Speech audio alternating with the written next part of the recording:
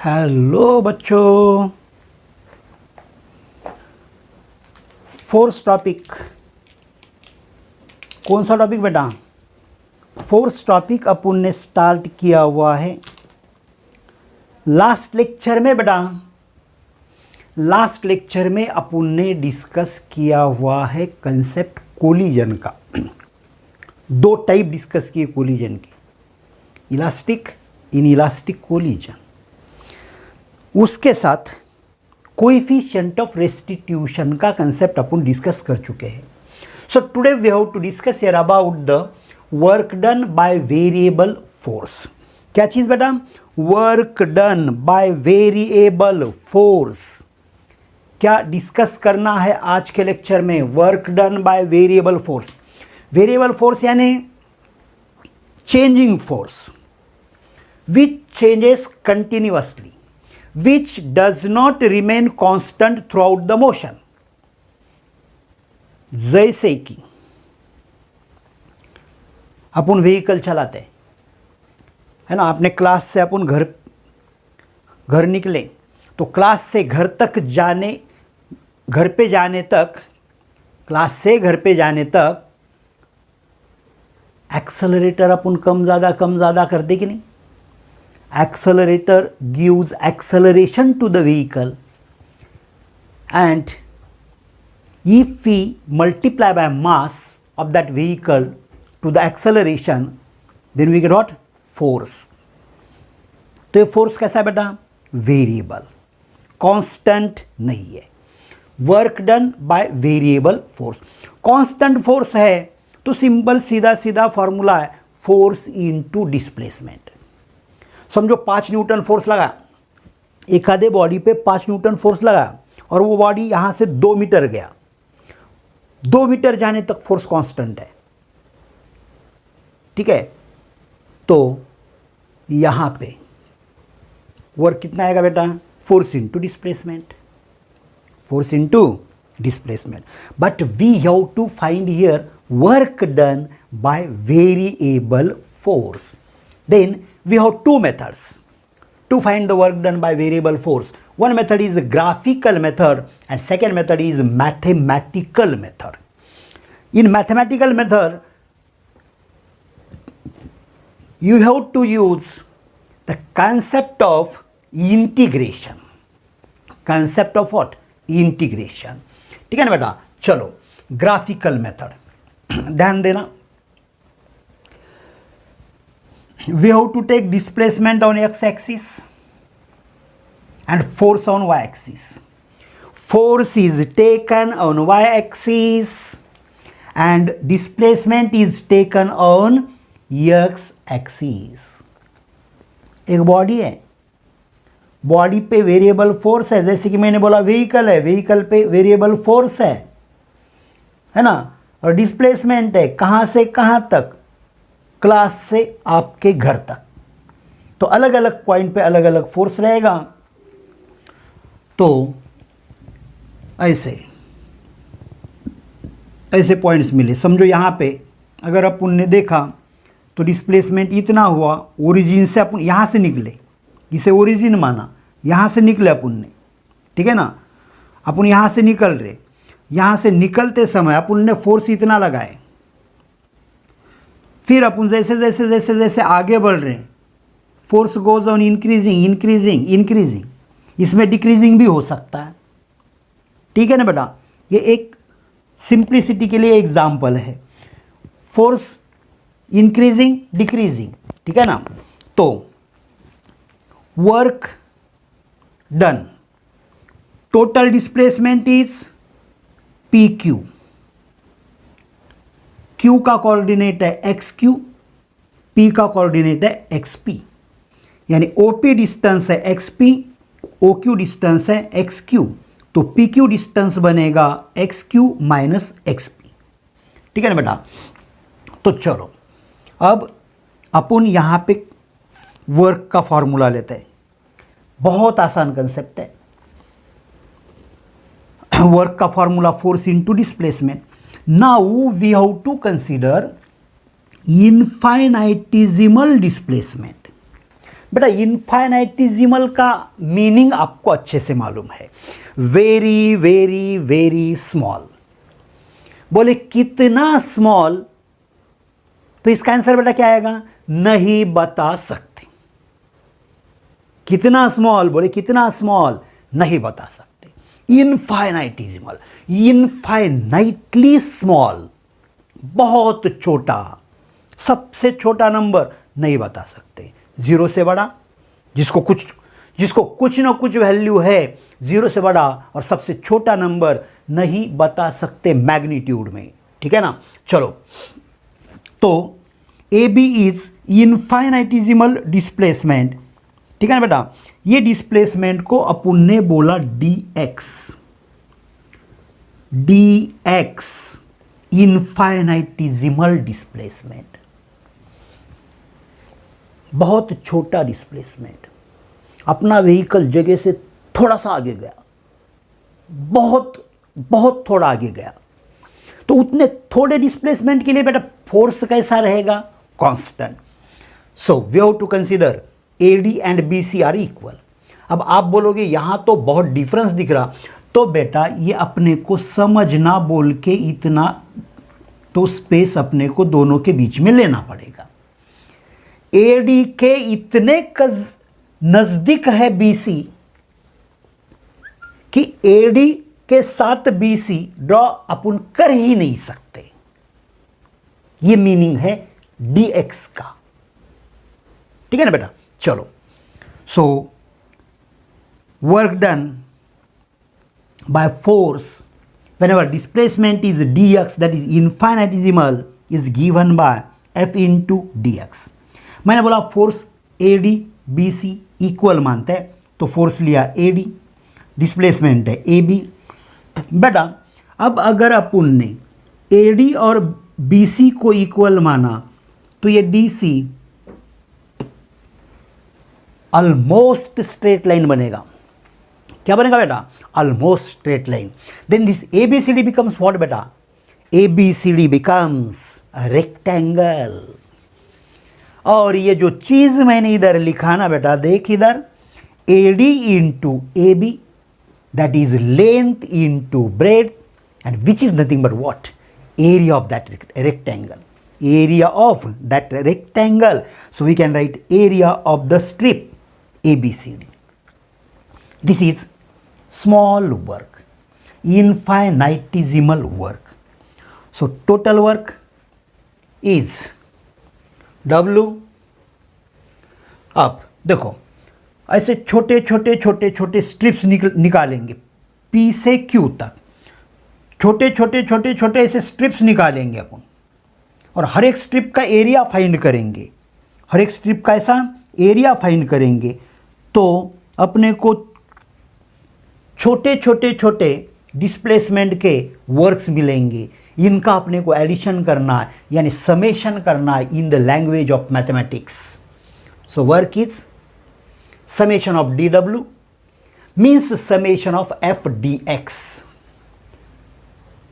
अब अगर मैथमेटिक्स का कंसेप्ट अपन यूज करते हैं,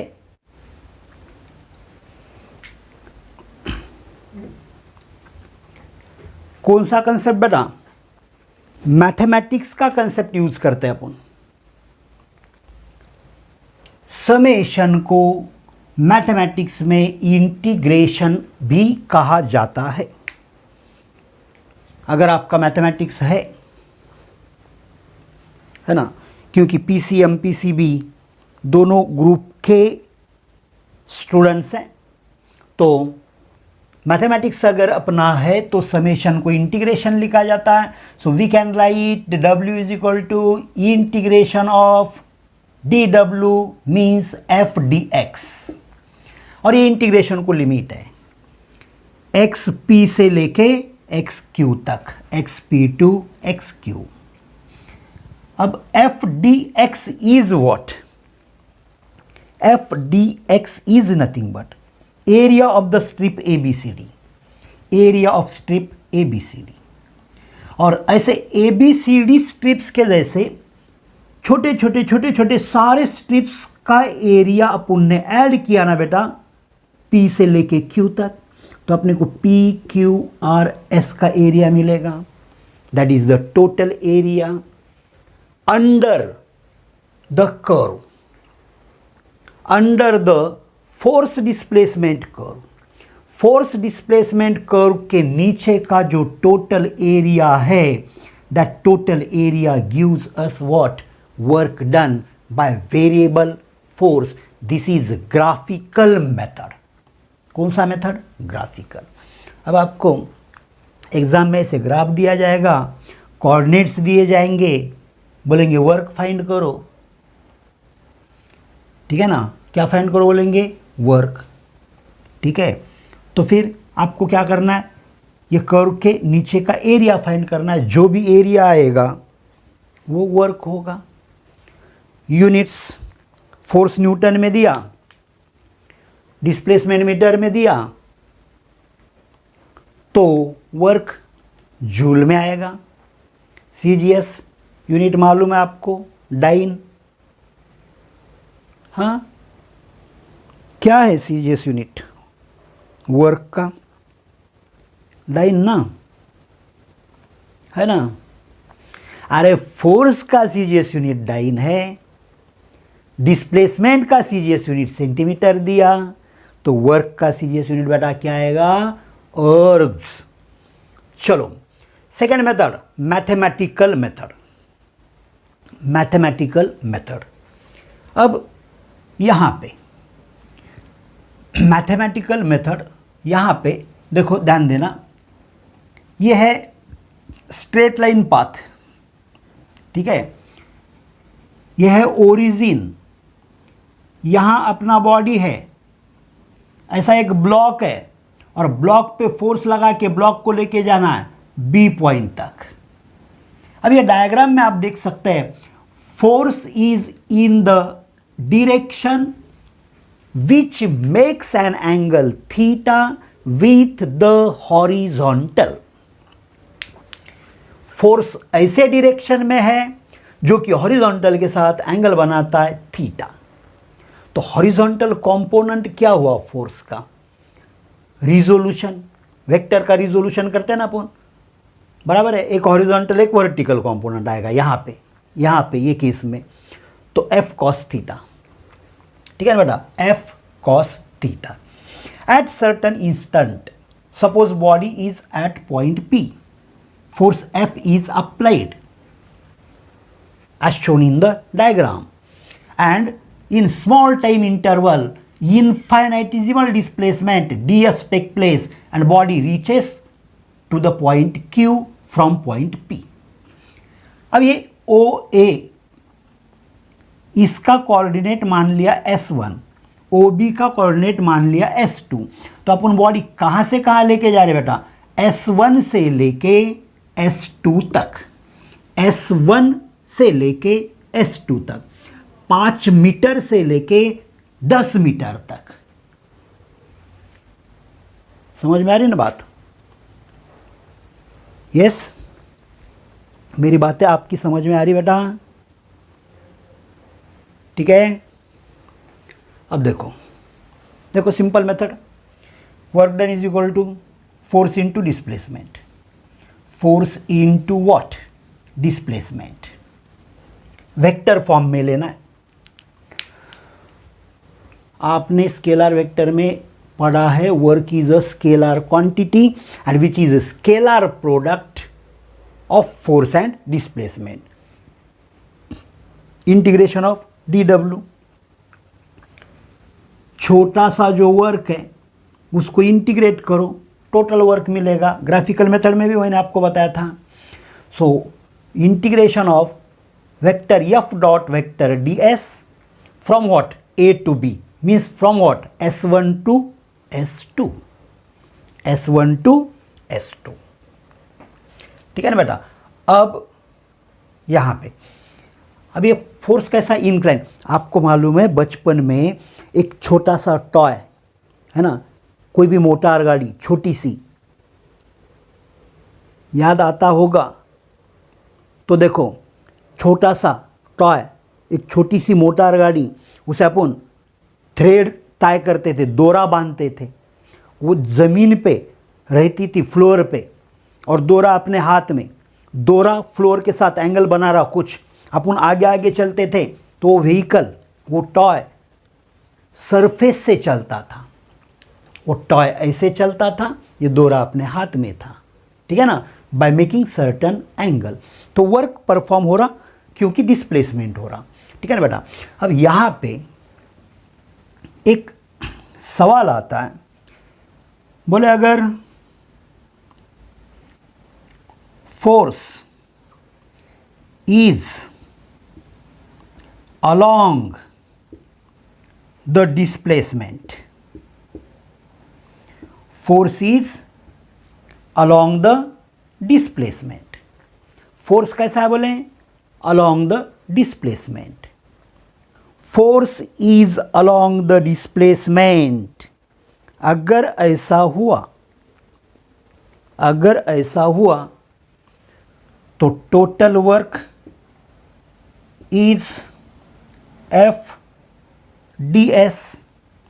देखो इसे अपन लिखना चाहे तो ऐसा लिख सकता है S1 to S2 F D S cos theta, integration of F D S cos theta from S1 to S2, lower limit S1 upper limit S2।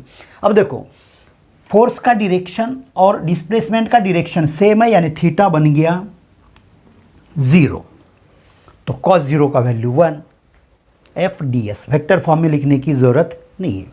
And if force is perpendicular to displacement, force is perpendicular to displacement, then theta becomes 90 degree. अरे displacement ऐसा है इधर और force ऐसा है,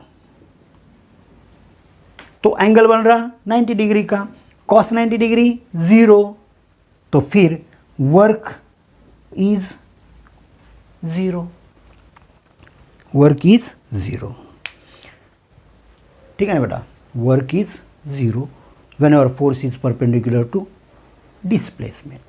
अब एक छोटा सा कंसेप्ट मैं ओरली बताना चाहूंगा आपको, वर्क एनर्जी थ्योरम। क्या चीज बेटा, work energy theorem, work energy theorem. अगर अपन ने एखादे बॉडी पे फोर्स लगाया, क्या लगाया बेटा, force, when force does some work on a body,